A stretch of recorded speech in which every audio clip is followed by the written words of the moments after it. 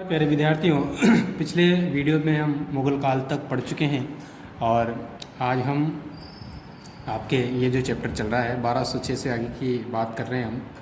तो सल्तनत काल हमने पढ़ लिया, मुग़ल काल हमने पढ़ लिया और अब हम सत्ता के साथ प्रतिरोध एवं सहयोग राजस्थान के संदर्भ में पढ़ेंगे। ठीक है, तो राजस्थान के जो शासक थे, राजा थे, महाराजा थे, उन्होंने सत्ता के साथ किस प्रकार से विरोध किया, किन लोगों ने संघर्ष किया और किन ने सहयोग किया, ये सारी बातें हम इसमें देखेंगे। राव सेका, हमीर चौहान, महाराणा प्रताप, चंद्रसेन, बीकानेर के राय सिंह और सवाई जय सिंह एवं अमर सिंह राठौर, इन सब शासकों को हम एक एक करके पढ़ेंगे। सबसे पहले आप राव सेका को देख रहे हैं, इनका चित्र है और इनके बारे में पढ़ते हैं। महाराव सेका का जन्म 24 सितंबर 1433 ईस्वी को हुआ था। इनके पिता मोकल एवं माता का नाम निर्वाण था। ठीक है, मोकल इनके पिताजी थे सेका। राव मोकल आमेर जयपुर के राज्य के अंतर्गत आने वाले नान के शासक थे। 1445 में 12 वर्ष की उम्र में सेका ने अपने पिता का उत्तरदायित्व संभाल लिया। यानी ये जब 12 साल के थे तब इनका राज्याभिषेक हो गया और ये राजा बन गए। आमेर के शासक उदयकरण ने सेका को महाराव की उपाधि दी। अंडरलाइन कर लेना इसको, किसको? सेका को महाराव की उपाधि। 16 वर्ष की उम्र में मुल्तान से वार नगरचल के सांकला राजपूत पर अचानक आक्रमण कर विजय प्राप्त करना सेका का पहला सफल अभियान था। 1473 ईस्वी से 1477 ईस्वी में राव सेका ने पन्नी पठानों की सहायता से नौब सिंह जाटू से दादरी और अन्य जाटू राजपूतों से भिवानी पर विजय प्राप्त कर ली। ये इनके जीते हुए क्षेत्र हैं और इनकी विजय है। उसने इस्तर खान से हांसी, एदा खान, कामाय खानी से हिसार जीत लिया और अपने राज्य की सीमा का विस्तार किया। 1449 ईस्वी में आमेरसर को अपने राज्य की राजधानी बनाया। आमेरसर में सेका ने भगवान जगदीश का मंदिर तथा 1477 में शिकारगढ़ का किला बनाया। 1488 में रालावता नामक स्थान पर इनकी मृत्यु हो गई, जहां इसकी छतरी बनी हुई है। 1488 में इनकी मृत्यु हो जाती है। रालावता जगह का नाम है और वहीं पर इनकी क्या बनी हुई है? छतरी।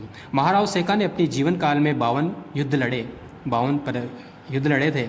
उसमें जयपुर के कछवा वंश के उपवर्ग सेकावत का संस्थापक माना जाता है। ठीक है, उसकी पत्नी गंगा कुमारी ने आमेरसर किले के मुहाने पर कल्याण जी का मंदिर बनवाया है। ठीक है, नेक्स्ट आगे हम अगला शासक हम पढ़ेंगे हम्मीर देव चौहान। काफ़ी मोस्ट है ये और महान शासक हुए हैं। बागभट के बाद उसका जो पुत्र था जैत्र सिंह, जयसिम्हा, रणथंभौर का शासक बनता है। जैत्र सिंह ने अपने जीवन काल में ही अपने छोटे बेटे या पुत्र हमीर देव को अपना उत्तराधिकारी नियुक्त कर दिया था और 1282 में इसका क्या हो गया? राज्याभिषेक हो गया। ये शासक बन गया था। ठीक है, कहाँ का? रणथंभौर का। इसके पिता कौन थे? जैत्र सिंह। हमीर देव ने सिंहासन पर बैठते ही दिग्विजय की नीति अपनाते हुए अपने भीम रस के राजा अर्जुन को पराजित करके मांडलगढ़ से कर वसूल किया। मांडलगढ़ ये भीलवाड़ा में पड़ता है। दक्षिण के परमार शासक भोज को पराजित करके उत्तर की ओर चित्तौड़, आबू, वर्धनपुर, पुष्कर, चंपा होता हुआ वापस रणथंभौर पहुंचा। रणथंभौर पहुंचकर विजय के उपलक्ष्य में उसने कोटिय जन यज्ञ का आयोजन करवाया। नेक्स्ट पेज पे आ जाइए। तो उसने कोटिय जन यज्ञ करवाया। हम्मीर ने 17 युद्ध लड़े, जिनमें से 16 युद्धों में उसने विजय प्राप्त की। अंडरलाइन करो इस लाइन को। 16 युद्धों में जीता था और 17 उसने लड़े थे। एक कौन से में हारा था वो देखते हैं। अलाउद्दीन खिलजी का नाम आपने सुना है, पिछले वीडियो में देख लेना, उसमें अपने पढ़ा है। दिल्ली के जलालुद्दीन खिलजी ने हम्मीर देव की बढ़ती हुई शक्ति को देखा तो रणथंभौर की रवाना हुआ। उस समय दिल्ली का जो शासक था वो जलालुद्दीन खिलजी था और रणथंभौर की शक्ति ताकत को बढ़ता हुआ देखकर और इसका जो हमीर देव चौहान है, इसके राज्य विस्तार को देखते हुए ये दिल्ली का जो शासक था जलालुद्दीन खिलजी, वो रणथंभौर के रवाना हुआ आक्रमण करने की दृष्टि से। जलालुद्दीन फिरोज खिलजी ने झाइन से रणथंभौर की ओर बढ़कर दुर्ग की घेराबंदी कर दी। झाइन दुर्ग यहाँ पर भी, ठीक है, झाइन दुर्ग को रणथंभौर दुर्ग की कुंजी कहा जाता है। तो ये रणथंभौर की ओर बढ़कर दुर्ग की इसने घेराबंदी कर दी। काफ़ी दिनों के प्रयास के बाद सुल्तान को सफलता नहीं मिली, यानी घेरा डालकर रहा, क्योंकि ये जो राजपूत राजा थे इन्होंने अपने किले ऐसे मजबूत बनवा रखे थे कि उसको भेदना इतना आसान नहीं होता था। तो कई दिनों तक ये घेरा डाले रहा, लेकिन इसको सफलता नहीं मिली और उसने ये अंत में ये निर्णय किया कि यहाँ से वापस चला जाए। घेरा उठाने का निर्णय ले लिया। जलालुद्दीन खिलजी हमीर देव की मजबूत मोर्चाबंदी को नष्ट करने में असफल रहा। अंत में जून 1291 में सुल्तान रणथंभौर दुर्ग का घेरा उठाकर दिल्ली की तरफ कूच कर गया, यानी वापस चला गया। ठीक है, एक बार आया और वापस चला गया। 1296 में जलालुद्दीन का भतीजा और दामाद, याद है अपने पहले पढ़ लिया था, अलाउद्दीन खिलजी, उसकी हत्या करके दिल्ली का शासक बन जाता है, सुल्तान बन जाता है। और अलाउद्दीन खिलजी चौहानों की शक्ति को सहन नहीं कर सका और रणथंभौर जीतने की योजना बनाने लगा। उसी समय उससे दुर्ग पर आक्रमण करने का बहाना भी मिल गया। हम्मीर महाकाव्य के अनुसार ये बहाना हम्मीर द्वारा अलाउद्दीन के बागी मंगोल मोहम्मद शाह को शरण देना था। उस समय क्या होता कि इसका एक व्यक्ति था मोहम्मद शाह, ठीक है ना, तो इसने हमीर देव चौहान ने क्या किया, इस मोहम्मद शाह को अपने यहाँ शरण दे दी। ठीक है, तो अपने यहाँ शरण देने के कारण इसको अलाउद्दीन खिलजी को बहाना मिल गया उस पर आक्रमण करने का। तो मंगोल सेनापति मोहम्मद शाह और केह हब्रू ने लूट का माल लेकर अलाउद्दीन की सेना से बगावत करके हमीर के पास शरण ले ली। ठीक है, तो ये क्या था, कहीं से लूटपाट करते हुए आ रहे थे, तो मंगोल का सेनापति था मोहम्मद शाह, तो इसने अलाउद्दीन की खिलजी की सेना से बगावत कर दी और सारा जो माल था लूट का वो स्वयं लेकर के और ये किसके पास चलाया, हम्मीर के पास। हम्मीर ने अपनी शरण में आए हुए व्यक्तियों को देने से साफ इनकार कर दिया। जब उससे कहा गया कि मोहम्मद शाह को वापस दो, तो इसने मना कर दिया और अलाउद्दीन ने क्रोधित होकर रणथंभौर पर आक्रमण करने का आदेश दे दिया। अलाउद्दीन खिलजी 1299 ईस्वी के अंत में उलूग खां और नुसरत खां के नेतृत्व में शाही सेना को रणथंभौर दुर्ग पर आक्रमण करने के लिए भेजता है। दो सेनापति थे इसके, उलूग खां और नुसरत खां। ठीक है, इन दोनों को वो 1299 में क्या करता है, कहाँ भेजता है, जो रणथंभौर पर आक्रमण करने के लिए हमीर देव चौहान के खिलाफ भेजता है। ठीक है, क्यों, कारण पता लग गया आपको क्यों भेजता है, कि उसने क्या किया था, जो मोहम्मद शाह था उसको अपने यहाँ शरण दे दी थी, इस कारण से।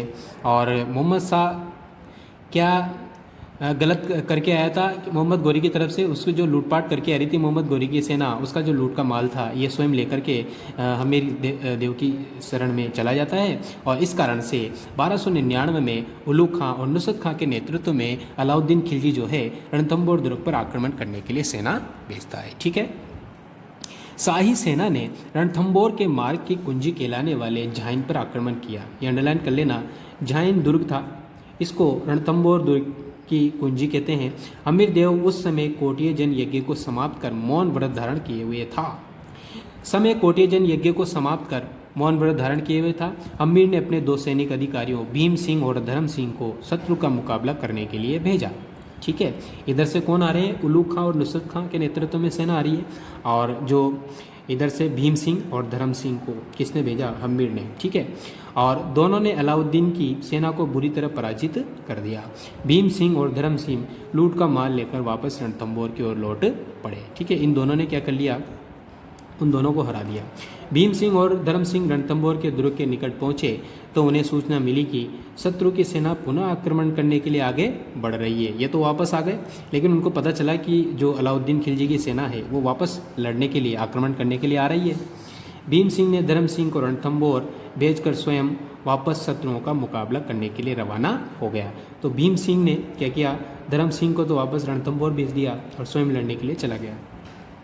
इस बार उलूग खां ने राजपूतों की सेना को परास्त कर दिया। कौन था ये, उलूग खां जो था, इसने राजपूत सेना को हरा दिया, जिसमें भीम सिंह लड़ते हुए मारा गया। उलूग खां रणथंभौर की ओर नहीं बढ़कर वापस दिल्ली लौट गया। ठीक है, और ये रणथंभौर की ओर नहीं गया उलूग खां और वापस दिल्ली चला गया।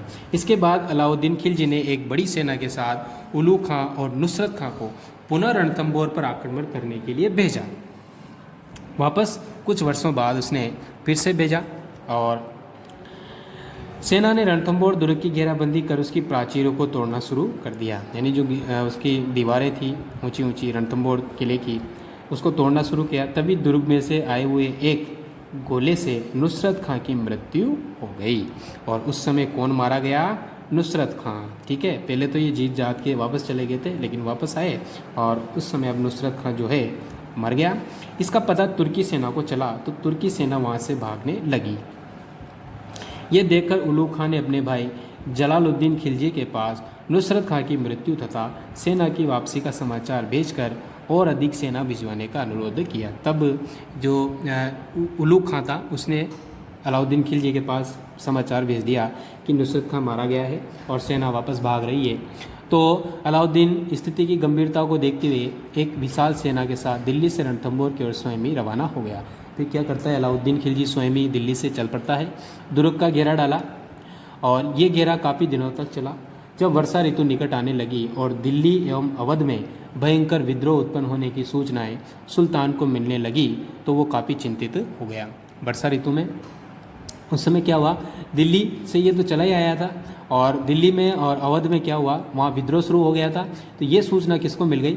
अलाउद्दीन खिलजी को। क्योंकि वो तो रणथंभौर दुर्ग में घेरा डाले हुए था कई दिनों से, महीनों से। तो उसने छल कपट का सहारा लिया, रणथंभौर दुर्ग को जीतने का निश्चय कर लिया। अलाउद्दीन ने हम्मीर को संदेश भेजा कि वो उससे संधि करना चाहता है। उसने क्या कहा कि भाई मैं संधि करना चाहता हूँ, समझौता करना चाहता हूँ। अमीर ने अपने दोनों सेनापति रणमल और रतिपाल को संधि करने के लिए शाही शिविर में भेजा। ये याद रखना है, दोनों व्यक्ति ये विश्वासघाती बनेंगे आगे जाके। और इसको इन दोनों को, रणमल और रतिपाल को किसने? अमीर देव चौहान ने भेजा। भाई ठीक है, तुम बातचीत करके आओ, क्या कहना चाहता है वो।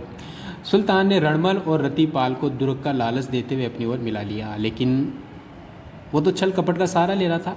उसने क्या किया, उन दोनों को, रणमल और रतिपाल को, उसने कहा कि भाई तुम दोनों मेरी तरफ हो जाओ और मैं ये दुर्ग जीत लूँगा तो ये रणथंभौर तुम दोनों को दे दूँगा। अब इन दोनों सेना नायकों के विश्वासघात के कारण दुर्ग के गुप्त मार्ग का पता तुर्कों को चला गया। इन दोनों ने क्या किया, जो दुर्ग में किले में घुसने का जो गुप्त रास्ता था वो इन दोनों ने उसको अलाउद्दीन खिलजी को बता दिया। अब गुप्त मार्ग से तुर्की सेना दुर्ग में पहुंच गई। इतिहासकारों के अनुसार मुसलमानों के द्वारा 1 वर्ष लंबी घेराबंदी के कारण दुर्ग के भीतर खाद्य सामग्री का भयंकर अभाव था, क्योंकि कई महीनों से ये अलाउद्दीन खिलजी वहाँ घेरा डाले हुआ था, तो बाहर से कोई व्यक्ति अंदर नहीं जा सका और अंदर का कोई बाहर नहीं आ सका। तो वहाँ जो राशन सामग्री थी, खाने पीने की वस्तुएं, वो सब समाप्त हो चुकी थी, कमी आ गई थी। मतलब ऐसी स्थिति में हम्मीर ने दुर्ग में बंद रहना उचित नहीं समझकर आक्रमण करने का निश्चय किया।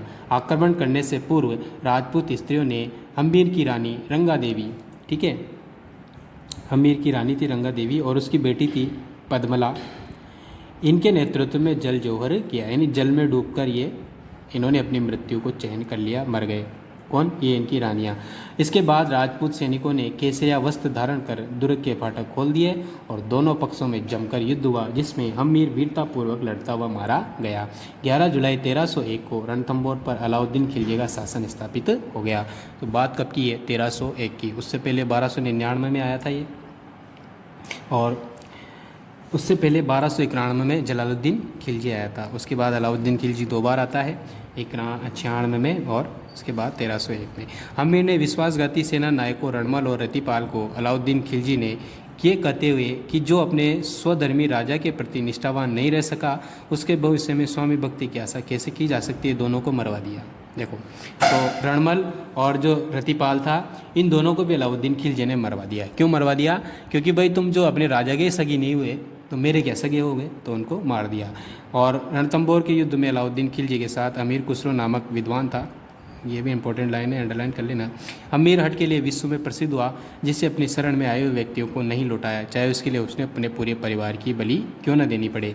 हम्मीर के बारे में कहा गया है, सिंह रावण सतपुरुष वचन, कदली फलत एक बार, तिरिया तेल हम्मीर हट चढ़े न दूजी बार। ये इसके बारे में कहावत है। सिंह रावण सतपुरुष, इनके जो वचन है, कदली फलत एक बार, केला भी एक बार ही फलता है, इनके वचन भी एक बार, जो कह दिया सो कह दिया। उसी तरह से तिरिया तेल, ठीक है, और हम्मीर हट, हम्मीर ने जो हट कर लिया वो, यानी स्त्री पर जो तिरिया मतलब स्त्री, उस पर तेल भी एक बार ही चढ़ता है, उसका विवाह होता है ना तब उस समय, और उसी प्रकार से हम्मीर ने एक बार हट कर ली तो कर ली। ये दूसरी बार फिर ऐसा नहीं होता। अम्मी ने अपने पिता जयसिंह के 32 वर्षों के शासन की याद में रणथंभौर दुर्ग में 32 कमरों की छतरी बनवाई थी।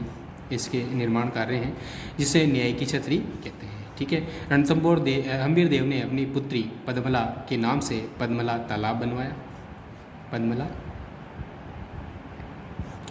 हम्मीर के दरबार में बीजादित्य नामक कवि रहता था। हम्मीर की मृत्यु के साथ ही रणथंभौर के चौहानों की शाखा समाप्त हो गई। पेश पलटिए। ये तो था हम्मीर देव चौहान। अब हम पढ़ेंगे महाराणा प्रताप का। महाराणा प्रताप अपने राजस्थान में बहुत प्रसिद्ध है और इनकी गाथाएं तो हर कोई जानता है। इन्होंने ये ऐसे हैं जिन्होंने मुगलों की अधीनता स्वीकार नहीं की थी। इनके टाइम अकबर का शासन था और अकबर ने लगभग पूरे भारत पर अपना अधिकार कर लिया था और राजस्थान के भी अधिकतर राजा जो थे अकबर की शरण में चले गए, उसकी अधीनता स्वीकार कर ली। लेकिन महाराणा प्रताप ने अधीनता स्वीकार नहीं की। ये तो इनके बारे में पढ़ते हैं कैसे इन्होंने संघर्ष किया, क्या था इनका। महाराणा प्रताप 1572 से 1597 तक। महाराणा प्रताप का जन्म विक्रम संवत 1597 ज्येष्ठ शुक्ल तृतीया रविवार को 9 मई 1540, ये ईस्वी सन है और ये विक्रम संवत है। ठीक है ना। तो आपके मत समझना कि 97 तो मृत्यु और 97 ही इनका जन्म हुआ। ये ईस्वी सन है, ये विक्रम संवत है। तो जन्म इनका 1540 ईस्वी में होता, 1597 की मृत्यु हुई थी। ठीक है। तो कुंभलगढ़ दुर्ग जो था उसके कटारगढ़ के बादल महल में इनका जन्म हुआ था। महाराणा प्रताप उदय सिंह के बड़े पुत्र थे। इनके पिताजी का नाम उदय सिंह था। ठीक है। माता का नाम जयवंता बाई था। ठीक है, सभी जानते हैं इसको। जो पाली नरेश अकेराज सोनगरा चौहान की पुत्री थी। महाराणा प्रताप का बचपन कुंभलगढ़ दुर्ग में व्यतीत हुआ। महाराणा प्रताप का विवाह जो है 1557 में अजब देव पंवार के साथ हुआ था, जिनसे 16 मार्च 1559 में अमर सिंह का जन्म हुआ था। ठीक है। विवाह किससे हुआ इनका? अजब देव पंवार से। कब हुआ? 1557 में। और इनके बेटे का क्या नाम था? अमर सिंह। ठीक है, यहाँ तक की बात समझ गई। महाराणा प्रताप 32 वर्ष की उम्र के थे तब इनके पिता उदय सिंह की होली के दिन 28 फरवरी 1572 को गोगुंदा में मृत्यु हो गई। ठीक है, ये उदयपुर में पड़ता है गोगुंदा। तो यहाँ महाराणा प्रताप जब 32 वर्ष के होते हैं तभी उदय सिंह की मृत्यु हो जाती है 28 फरवरी 1572 को। और वहीं गोगुंदा में क्या होता है? उदय सिंह का गोगुंदा में ही दाह संस्कार किया जाता है। तो इनको जो अंतिम क्रिया है गोगुंदा में समाप्त की जाती है, इनको वहीं जलाया जाता है। और यहाँ स्थित महादेव बावड़ी पर 28 फरवरी 1572 ईस्वी को मेवाड़ के सामंतों में प्रजा ने प्रताप सिंह का महाराणा के रूप में राज तिलक कर दिया। ठीक है, वहीं पर इनका राज्याभिषेक होता है पहली बार। कहाँ पर? गोगुंदा में। और कब की बात है? 28 फरवरी 1572 की। ठीक है, इस बात का याद रखना। इसी दिन इनके पिताजी की मृत्यु हुई थी। नेक्स्ट देखिए, महाराणा उदय सिंह द्वारा नामित उत्तराधिकारी जगमाल को मेवाड़ के वरिष्ठ सामंतों ने अपदस्थ कर दिया। महाराणा उदय सिंह द्वारा नामित उत्तराधिकारी महाराणा उदय सिंह ने किसको? जगमाल को क्या करा था? उत्तराधिकारी बनाया था। लेकिन यहाँ के जो सामंत थे इन्होंने इसको हटा दिया और इसकी जगह किसको? महाराणा प्रताप को राजा बना दिया। ठीक है।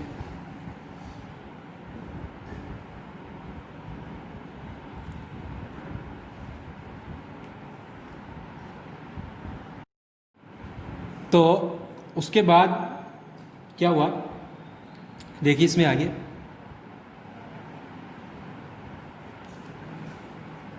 जो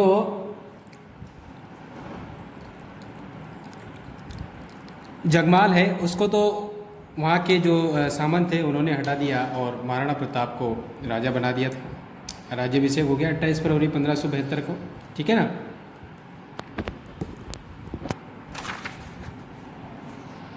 उसके बाद की स्थिति देखते हैं हम। 1570 में अकबर का नागौर दरबार लगा। अकबर ने 1570 में नागौर में दरबार लगाया था, जिसमें मेवाड़ के अधिकतर राजपूतों ने अकबर की अधीनता स्वीकार कर ली। अकबर ने प्रताप की अधीनता स्वीकार करवाने के लिए 4 दल भेजे। 4 बार इसने अपने विश्वास लोगों को भेजा था महाराणा प्रताप को अपनी अधीनता में लाने के लिए, लेकिन चारों बार ही ये असफल रहा था अकबर। देखो, सबसे पहले किसको भेजा था? जलाल खां को भेजा था नवंबर 1572 को। ठीक है। दूसरी बार जून 1573 में मान सिंह जो आमेर का राजा था उसको महाराणा प्रताप को समझाने भेजा, तब भी ये नहीं माना। तीसरी बार अक्टूबर 1573 में आमेर के भगवान दास को भेजा था, तब भी ये नहीं माना। ठीक है। चौथी बार दिसंबर 1573 में उसने टोडरमल को भेजा था। ठीक है। लेकिन ये चारों ही शिष्टमंडल प्रताप को समझाने में असफल रहे, तो अकबर ने प्रताप को युद्ध में बंदी बनाने की योजना बनाई। भाई ये माना नहीं, 4 बार समझा दिया, उसकी अधीनता स्वीकार नहीं की तो उसने क्या किया, अकबर ने सोचा कि अब इसको युद्ध में लड़ाई करके बंदी बनाया जाए। बंदी बनाने की योजना अजमेर में स्थित किले में बनाई गई थी। अजमेर का जो किला है यहाँ, इसमें योजना बनी थी। अकबर का किला था ये, जिसमें आज संग्रहालय स्थित है तथा अंग्रेजों के समय का शस्त्रागार होने के कारण इसे मैगजीन का किला भी कहते हैं। अजमेर में है अकबर का किला या मैगजीन का किला कहते हैं, इसको अकबर ने बनवाया था। तो यहाँ इसकी योजना बनी थी कि भाई महाराणा प्रताप को कैसे युद्ध में बंदी बनाया जाए। अकबर ने मानसिंह को इस युद्ध का मुख्य सेनापति बनाया और मानसिंह का सहयोगी आसफ खां को नियुक्त किया। मानसिंह 3 अप्रैल 1576 को शाही सेना लेकर अजमेर से रवाना हुआ। उसने पहला पड़ाव मांडलगढ़ में डाला। ठीक है, मानसिंह 3 अप्रैल 1576 को शाही सेना लेकर के अजमेर से क्या होता है, रवाना होता है और पहला पड़ाव उसने मांडलगढ़, ये भीलवाड़ा में पड़ता है, वहाँ रुके ये। ठीक है, 2 महीने तक वहीं पर रहा। उसके बाद वो आगे नाथद्वारा से होते हुए खमनोर के मोलेला गांव के पास अपना पड़ाव डालता है। नाथद्वारा पहुँच गया, फिर वहाँ से भीलवाड़ा से 2 महीने वहाँ रुका, फिर वहाँ से चला खमनोर में आ गया। खमनोर कहाँ पड़ता है, राजसमंद में। ठीक है, उधर इस शाही सेना के आगमन की सूचना महाराणा प्रताप को मिल गई। महाराणा प्रताप ने गोगुंदा और खमनोर की पहाड़ियों के मध्य स्थित हल्दी घाटी नामक तंग घाटी में अपना पड़ाव डाल लिया। ठीक है, महाराणा प्रताप ने क्या किया, गोगुंदा है ना और खमनोर, इन दोनों पहाड़ियों के बीच में क्या है, एक तंग सकड़ी घाटी है जिसका नाम है हल्दी घाटी, वहाँ पर अपनी सेना का पड़ाव डाल दिया। इस घाटी में एक बार में एक आदमी ही प्रवेश कर सकता था, इसलिए सैनिकों की कमी होते भी महाराणा प्रताप के लिए मोर्चाबंदी के लिए बहुत अच्छी जगह थी, अच्छा स्थान था। यानी उस घाटी में एक बार में एक आदमी निकल सकता था। ठीक है, उसने सोचा कि इधर से आएंगे तो यहीं उससे निपट लेंगे अपन। और जहाँ महाराणा प्रताप के पास सेना कम थी तो महाराणा प्रताप के पहाड़ों से परिचित सैनिक आसानी से छिपकर आक्रमण कर सकते थे, क्योंकि उसके जो सैनिक थे वो पहाड़ी युद्ध करने में, पर्वतीय युद्ध में कुशल थी। वहीं मुगल सैनिक भटक कर मेवाड़ के सैनिकों से टकराकर या भूखे प्यासे मरकर जीवन गंवा सकते थे। अंत में दोनों सेनाएं 18 जून 1576 को प्रातःकाल युद्ध बेरी के साथ आमने सामने हो गई। अंत में जो हल्दी घाटी का युद्ध हुआ, तारीख याद रखना, 18 जून 1576 को प्रातःकाल युद्ध हुआ। राजपूतों ने मुगलों पर पहली बार इतना आक्रामक वार किया कि मुगल सैनिक चारों ओर से जान बचाकर भाग गए। ठीक है, इस प्रथम चरण में युद्ध में हकीम कांसूर का नेतृत्व सफल रहा। हकीम कांसूर जो था उसका नेतृत्व सफल रहा था। मुगल इतिहासकार बदायूनी ने कहा कि जो मुगल सेना के साथ था वह स्वयं भी उस युद्ध से भाग खड़ा हुआ। बदायूनी इस मुगल सेना के साथ आया था। ठीक है ना, तो ये सब क्या हो गए थे, पहला वार इतना ज़बरदस्त किया राजपूतों ने, तो वहाँ से ये जो मुगल सैनिक है वो भागने लग गए। ठीक है, मुगलों के आरक्षित फौज के प्रभारी मेहतर खान ने झूठी अफवाह फैलाई दी कि बादशाह अकबर स्वयं सेना लेकर आ रहे हैं। अब मुगलों में एक व्यक्ति था मेहतर खान, इसने झूठ ये कह दी कि बादशाह अकबर जो है खुद युद्ध करने के लिए आ रहे हैं और बहुत बड़ी सेना लेकर आ रहे हैं। अकबर के सहयोग की बात सुनकर मुगल सेना में हिम्मत आ गई और वे पुनः युद्ध करने के लिए तैयार होकर आगे बढ़े। राजपूत भी पहले मोर्चे में सफल होने के बाद बनास नदी के किनारे वाले मैदान में, जिसे रक्तताल कहते हैं, में आ जमे। ठीक है, वहाँ थोड़ी मैदान में आ गए, वहाँ से हट गए थे, हल्दी घाटी से थोड़ा आगे बढ़ गए और रक्तताल नामक स्थान पर आ गए। और इस युद्ध में राणा की ओर से पूर्णा वो राम प्रसाद हाथी और मुगलों की ओर से गजमुक्ता और गजरात के मध्य युद्ध हुआ। इस युद्ध में महाराणा प्रताप की ओर से पूर्णा और राम प्रसाद, ये युद्ध हाथियों के नाम थे, ये लड़े और इधर की तरफ से गजमुक्ता और गजराज के बीच युद्ध हुआ। राम प्रसाद हाथी के महावत के मारे जाने के कारण राम प्रसाद हाथी मुगलों के हाथ लग गया। राम प्रसाद हाथी अकबर के लिए बड़े महत्व का था, जिसका नाम अकबर ने पीर प्रसाद रख लिया। जो राम प्रसाद हाथी था, ये इस पर जो आदमी बैठा था वो मर गया और इस हाथी को अकबर ने अपनी तरफ ले लिया, उसके कब्जे में आ गया और उसका नाम बदल कर क्या कर दिया, पीर प्रसाद। महाराणा प्रताप की नज़र मुगल सेना के सेनापति मानसिंह पर पड़ी। स्वामी भक्त घोड़े चेतक ने स्वामी का संकेत समझकर अपने कदम उस ओर बढ़ाए जिधर मुगल सेनापति मानसिंह ये मर्दाना नामक हाथी पर बैठकर आया था। तो चेतक उस तरफ बढ़ा। ठीक है, चेतक मुगल इनका महाराणा प्रताप के घोड़े का नाम था, समझ गया। तो चेतक ने अपने पैर हाथी के सिर पर टिका दिए। चेतक ने क्या किया, अपने आगे के दोनों पैर थे वो हाथी के सिर पर रख दिए। किस पर? मर्दाना हाथी पर, जिस पर मानसिंह बैठा हुआ था। महाराणा प्रताप ने अपने भाले का भरपूर प्रहार मानसिंह पर किया और महाराणा प्रताप ने अपना भाला चलाया और मानसिंह पर वार किया, परंतु मानसिंह होदे में छिप गया। होदा मतलब जो उसमें बना रहता है ना एक, तो हाथी के ऊपर, तो उस पर बैठा था, तो ये थोड़ा नीचा हो गया और छिप गया। अभी इधर नेक्स्ट पेज में आप चित्र में देख रहे होंगे, है ना, छिप गया। और इसी समय हाथी की सूंड में बंधे हुए जहरीले खंजर से चेतक की टांगें कट गई। हाथी की सूंड में खंजर बांध रखे थे, तो उनसे चेतक की टांगें कट गई, घायल हो गया।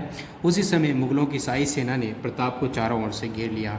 बड़ी सादड़ी का, ये जगह का नाम है प्रतापगढ़, है ना, वहाँ का जो झाला मन्ना था वो सेना को चीरते हुए राणा सांगा के पास पहुंचा और महाराणा से निवेदन किया कि आप राज चिन्ह उतार कर मुझे दे दो। यानी जो उसने कवच और मुकुट ये आदि पहन रखे थे, तो आप ऐसा करो, ये मुझे दे दो। उसने कहा ये झाला मन्ना ने, ठीक है, और आप इस युद्ध के मैदान से चले जाए। ठीक है, नेक्स्ट पेज पे देखिए। तो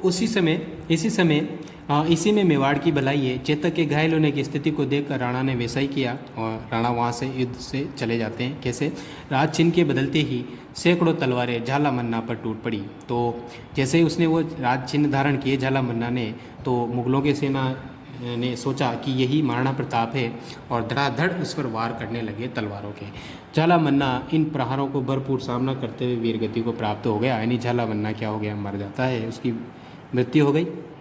महाराणा प्रताप का स्वामी भक्त घोड़ा चेतक बलीचा गांव है, ठीक है, वहाँ पर एक छोटा सा नाला पार करते हुए परलोक सिधार गया। ठीक है, वहीं इसकी मृत्यु हो जाती है।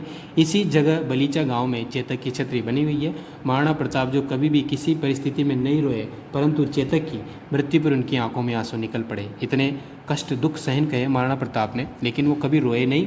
लेकिन जब उनका घोड़ा चेतक मरा, उसकी मृत्यु हुई, तो महाराणा प्रताप की आंखों में आंसू आ गए।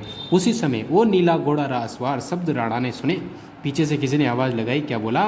वो नीला घोड़ा रा असवार। किसको? महाराणा प्रताप को संबोधित करते हुए किसी ने कहा। तो प्रताप ने सिर उठाकर देखा तो सामने उसके भाई शक्ति सिंह को पाया। महाराणा प्रताप का भाई था शक्ति सिंह। तो उसने देखा, ये क्या था? अकबर की तरफ चला गया था, ठीक है ना, लेकिन इसको बाद में पता चला कि उसका भाई मुसीबत में है, तो ये उसके पीछे पीछे चला जाता है। शक्ति सिंह ने अपनी करनी पर लज्जित होकर बड़े भाई के चरण पकड़ लिए और क्षमा याचना की। महाराणा प्रताप ने उन्हें गले लगाया, क्षमा कर दिया। इसकी जानकारी हमें अमर काव्य वंशावली ग्रंथ व राज प्रशस्ति से मिलती है, जिसकी रचना संस्कृत भाषा में रणछोड़ भट्ट नामक विद्वान के द्वारा की गई थी। तो अमर वंशावली ग्रंथ है, यह राज प्रशस्ति में ऐसा लिख रहा है कि शक्ति सिंह ने जाकर के महाराणा प्रताप से क्षमा मांगी थी। शक्ति सिंह इसका बड़ा भाई था मतलब, और ये उधर यहाँ से रूट करके अकबर के सेवा में चला जाता है, ठीक है ना। लेकिन इसको बाद में होश आया, मतलब इसको पता लगा कि नहीं मेरा भाई संकट में है, तो उससे जाकर मिल जाता है। कुछ इतिहासकारों ने इसे परिणाम विहीन अथवा अनिर्णित युद्ध की संज्ञा दी। अनिर्णित युद्ध ये था कि भाई अकबर ने तो ये चाहा था कि मैं महाराणा प्रताप को बंदी बनाऊंगा, लेकिन वो बंदी बना ही नहीं पाया, वो तो वहाँ से चला गया। इसलिए यूँ कहते हैं कि इस युद्ध का निर्णय नहीं हुआ।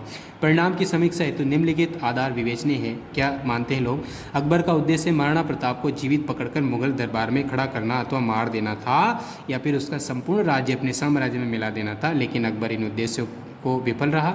मुगल सेना की विजय प्रमाणित नहीं होती है, क्योंकि अकबर की मानसिंह वो आसफ खां के प्रति नाराजगी, जिसमें तो मुगल सेना की विजय प्रमाणित नहीं होती है क्योंकि अकबर की मानसिंह व आसफ खां के प्रति नाराजगी, जिसमें उनकी ड्यूटी बंद कर दी गई। क्योंकि बाद में जो अकबर था वो मानसिंह और आसफ खां से नाराज़ हो जाता है, क्योंकि ये उसको पकड़ कर नहीं लाए, उनकी ड्यूटी बंद कर दी जाती है। मुगल सेना का मेवाड़ में भयग्रस्त होकर समय निकालना एवं मेवाड़ की सेना का पीछा न करना ऐसे परिदृश्य हैं जो हल्दी घाटी युद्ध का परिणाम प्रताप के पक्ष में लाकर खड़ा कर देते हैं, ऐसा माना जाता है।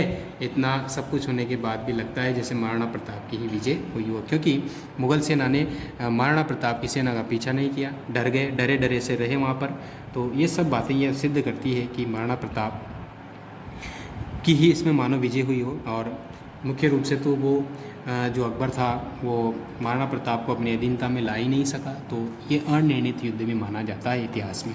फरवरी 1570 में स्वयं अकबर और अक्टूबर 1777 में से लेकर नवंबर 1579 ईस्वी तक शाहबाज खान का 3 बार लगातार मेवाड़ अभियान करना अकबर का अपना उद्देश्य पूरा करने के प्रयास थे। उसके बाद शाहबाज खान को 1577, 78 और 79 लगातार 3 बार, ठीक है, मेवाड़ पर आक्रमण करने भेजा।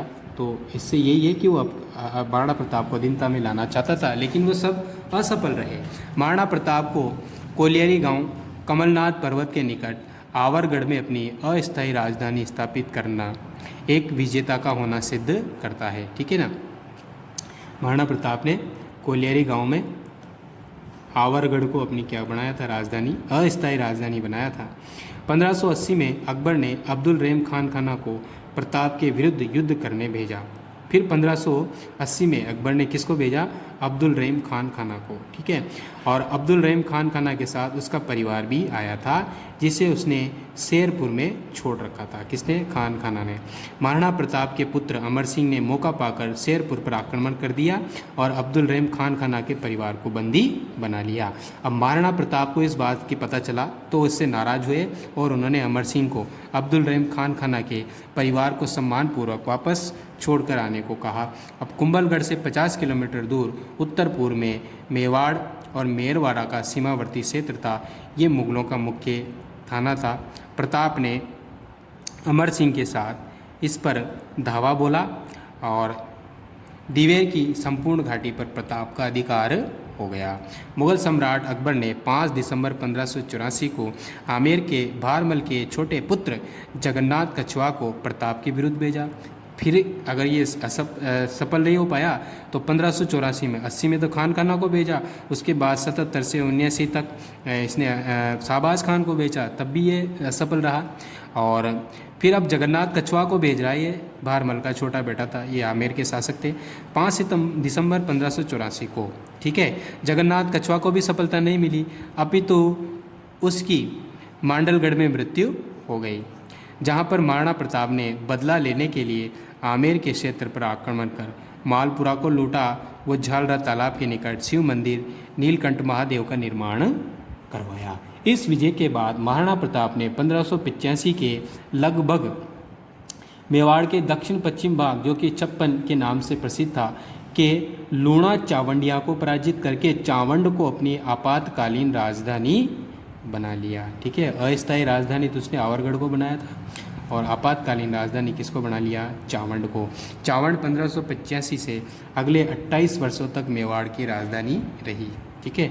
चावंड जो है 85 से लेकर 28 वर्षों तक मेवाड़ की राजधानी रही थी। यहीं पर महाराणा प्रताप ने चामुंडा माता का मंदिर बनवाया, कहाँ पर, चावंड में, ठीक है। और 28 साल तक ये राजधानी रही थी मेवाड़ की। 1597 में धनुष के प्रत्यंचा चढ़ाते हुए महाराणा प्रताप को चोट लग गई, जिसके कारण 19 जनवरी 1597 को उसकी चावंड में ही मृत्यु हो गई। याद रखना इसको। चावंड से 11 मील दूर बांडोली गांव के निकट बहने वाले नाले के तट पर महाराणा का दाह संस्कार हुआ और खेजड़ बांध के किनारे 8 खंभों की छतरी आज भी उस महान योद्धा की याद दिलाती है। ये दृश्य देखिए आप, ये महाराणा प्रताप है, इनका घोड़ा चेतक यहाँ दोनों पांव रखता है और देखो ये अपना भाला से वार कर रहे हैं, लेकिन मान सिंह जो है थोड़ा सा छिप जाता है इधर इस ओध में और ये भाला थोड़ा सा यहाँ से निकल जाता है, वरना ये उसी समय मारा जाता है, ठीक है। पेज पलट लीजिए।